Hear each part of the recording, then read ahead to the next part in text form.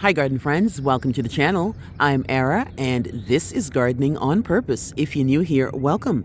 And if you're a subscriber, welcome back. Thank you so much for taking the time to watch my video. I garden in Georgia, Zone 8A. For today's video, I will be preparing my soil mix. As you know, I have an edible garden in the containers and I make my own soil. So today I'll show you how I get that done. Let's get started.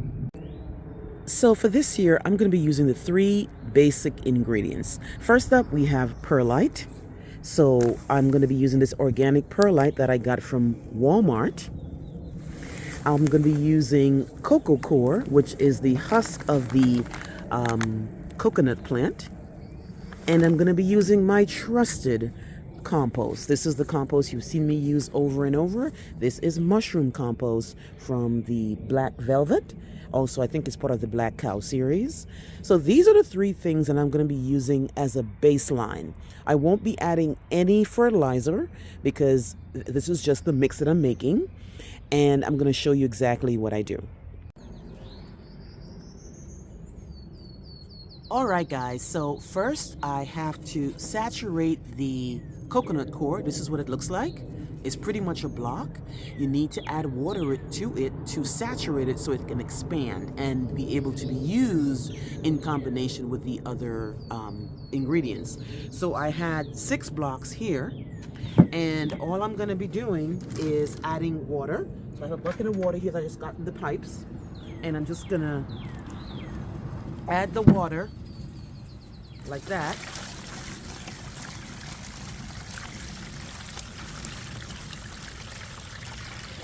And I'm supposed to wait 2 minutes for it to expand and suck all that water up. So we're going to wait 2 minutes.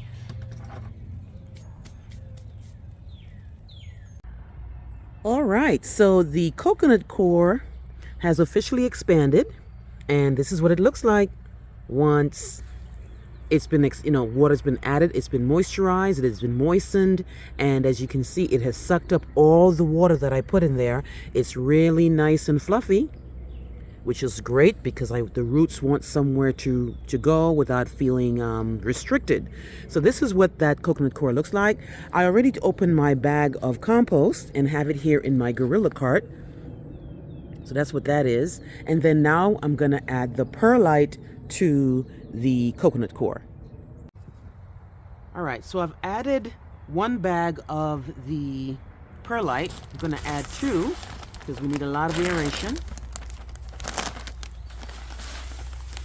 And I'm adding it to the coconut coir specifically first, and I'm going to mix that in and then add the compost.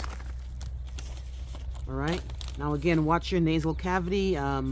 This is what perlite looks like, and it's really dusty. You don't want to get it into your nasal cavity, your mouth or nose or anything. And I'm just going to mix it up. Now, these are all natural ingredients, so I'm not worried about not wearing gloves. But I'm just going to mix it up, mix it up, mix it up. Then add the compost. Now, it might be best if you had like a tarp. If you had a tarp, you could put the tarp on the ground and you could pour all these out. It'll be easier than having just a little wheelbarrow. But you have to use what you have. I'm not going out to go buy a tarp just to do this, but you get the idea. Well, you got to use what you have. All right. The mix is looking really, really nice. So what I do to make my bags is I actually start out by having the coconut coir and the perlite mostly at the bottom. Here we have a 5-gallon grow bag. As you know, I grow all my edible stuff in 5-gallon or 7-gallon grow bags. So what I do is that I just start out with putting that at the bottom. And I usually make this half of the bag. Once I get halfway, that's when I put the compost in. Why do I do that? Because there's no need for the nutrition, because that's what the compost is giving. It's giving the nutrients to this to be at the bottom, just mixed up and get watered out. I like to put the compost closer to the top so that the plants start getting nutrition early before all the ingredients are washed out with all the watering. It will get washed out sooner or later, but I don't put it at the bottom. Some people mix it all up in threes, like a third, a third, a third, and just like mix it up. But I put that at the bottom, and then I do mix it up. But I don't want the compost to be at the bottom on the outset, right? And that's what it is, and I just kind of mix it in. So when I do plant my seeds and I direct sow, I'm planting in mostly compost. Mostly compost I'm planting in, and then as I water in, it'll make its way down into the rest of the stuff. Okay, so now you can see this is what it looks like. If you read behind your bags mixes, you'll see it pretty much has compost. It has peat moss, it has coconut coir, it has tree bark, and all kinds of stuff is in there. So you got to make what mix is best for you and whatever you're planting.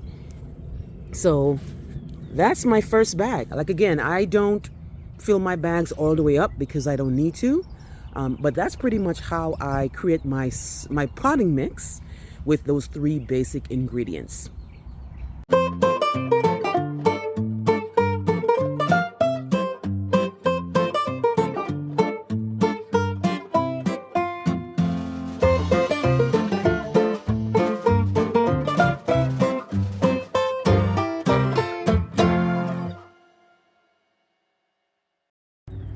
All right, guys, so I was able to get 12 bags done with the mixture that I showed you. And you'll see that all of them look like it's pretty much compost at the top. But if you go further down, you'll see that mixture down there. So like I said earlier, I'll be direct sowing.